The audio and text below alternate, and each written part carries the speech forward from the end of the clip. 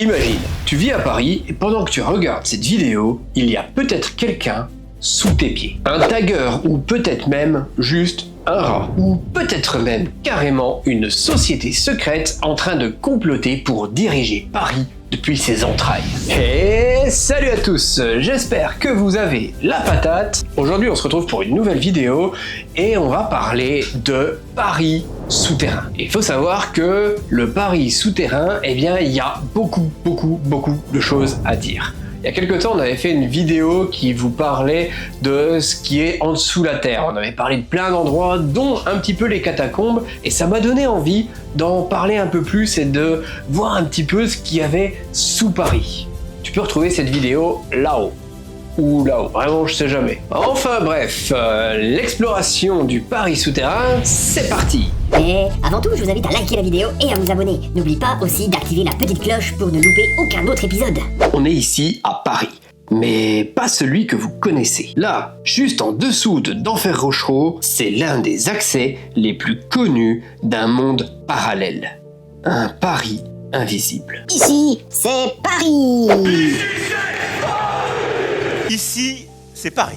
Bienvenue dans le Paris souterrain, celui dont on ne vous parle jamais. Aujourd'hui, on descend ensemble là où la lumière ne pénètre plus, là où les cartes et les plans s'arrêtent, et là où l'imagination et le réel se confondent. Partie 1, ce qu'il y a vraiment sous Paris. Derrière les jolies rues haussmanniennes, il y a un monde souterrain complètement différent. Et ce monde souterrain est gigantesque, beaucoup plus que ce que l'on imagine. Et d'ailleurs, on préfère ne pas trop le savoir, à vrai dire. Officiellement, on parle de plus de 300 km de galeries de carrières. Et on pense que ce chiffre est largement sous-estimé. On imagine qu'il y aurait plus de 500 km en réalité. C'est peu dire. Il y aurait une majorité de ces carrières, de ces galeries qui ne seraient pas cartographiées. Et 500 km, eh bien c'est plus que la distance Paris-Bruxelles en souterrain. Est-ce que tu t'en rends compte? Maintenant, ajoute à ça les catacombes, les égouts,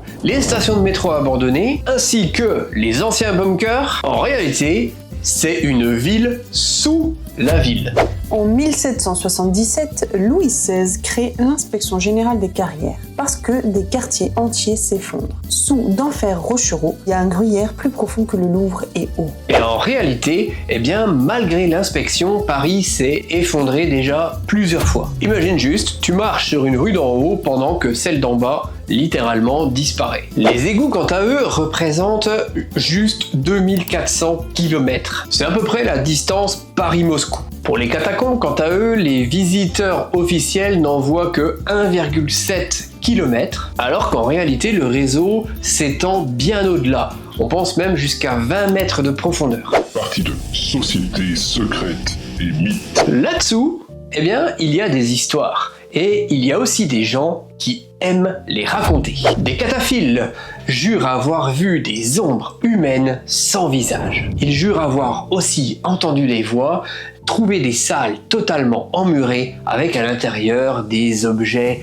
bizarres. On parle de poupées, de téléviseurs et même de notes gravées sur les murs. Mais il y a beaucoup mieux. En 2004, la police est tombée littéralement sur une société secrète en dessous du Trocadéro. Salle de cinéma, bar, circuit électrique, même un système de vidéosurveillance, tout ça centré dans un espace censé être totalement à l'abandon. Cette découverte, elle s'est faite lors de juste une patrouille de routine. Et en réalité, il s'agissait pas là juste d'une planque de squatteurs, non, il s'agissait d'une véritable organisation autonome et totalement invisible. Je suis le grand maître de la raclette.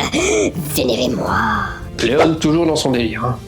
En réalité, il s'agissait pas d'une société si secrète que ça, mais il s'agissait bien du groupe UX, Urban Experiment, un collectif artistique qui répare les pendules. Ils organisaient des projections et ils réinventent un petit peu l'espace urbain. Et ils font ça littéralement sous nos pieds. Ils ont même restauré l'horloge du Panthéon sans autorisation. Ils l'ont dit à personne pendant un an. Un an de silence, un coup de génie souterrain. Partie 3. Aujourd'hui, techno, art et police. Aujourd'hui, on considère que le Paris souterrain est un monde bel et bien vivant. Vivant, vibrant et surtout rebelle. Toutes les paroles que tu viens de prononcer sont fausses.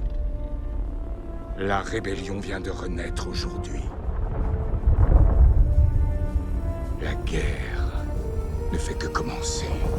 Il y a bien sûr des soirées clandestines, de l'art urbain, des galeries de street art et même des expéditions de cartographie. Certains tunnels sont décorés comme des galeries, des musées d'art contemporain et d'autres sont des réels bunkers pour la fin du monde. Et tout ça est illégal. Et tiens-toi bien, j'ai découvert ça en faisant cette vidéo, la police a même un groupe spécial pour s'occuper du Paris souterrain. Il s'agit du GIRS, un groupe d'intervention des souterrains. Ils patrouillent sous terre, verbalisent, font parfois des opérations coup de filet.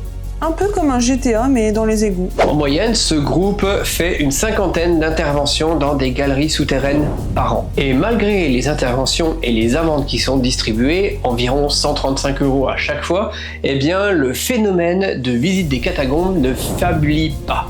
Les cataphiles jugent qu'il y aurait plus d'1 millier de personnes qui explorent les catacombes de Paris chaque année. Le problème, c'est qu'y aller, c'est quand même risqué. Bien sûr, tu penses forcément au phénomène d'effondrement, mais il n'y a pas que ça comme risque. Il y a aussi des risques de noyade et éventuellement aussi des risques de gaz toxiques. Et ça, tu peux pas le voir venir. Sans parler de ceux qui perdent leur chemin et qui vont simplement disparaître. Partie 4. Pourquoi c'est presque tabou? La question que je me pose, c'est pourquoi est-ce que, on n'en parle pas plus? Pourquoi il y a comme un tabou autour de ça? Alors, la première raison, évidemment, c'est parce que c'est quand même très dangereux et il faut pas faire n'importe quoi. Mais aussi, parce que c'est protégé comme endroit. Mais aussi parce que c'est un petit peu le côté sombre de Paris. On enfouit ce qu'on ne veut pas voir, les morts, les secrets, les marges. Et parfois, la liberté.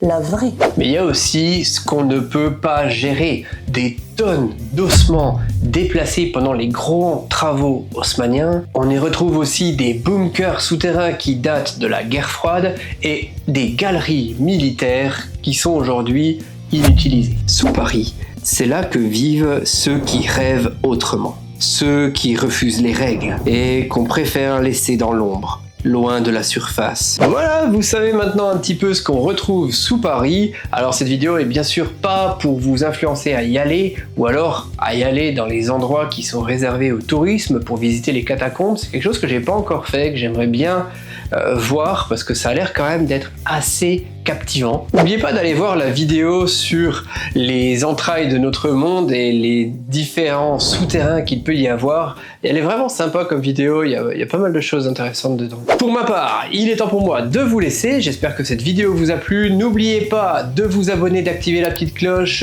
de mettre votre plus beau pouce en l'air et votre plus beau commentaire. Moi je vous retrouve la semaine prochaine. C'était le Chat Perché. Allez, ciao!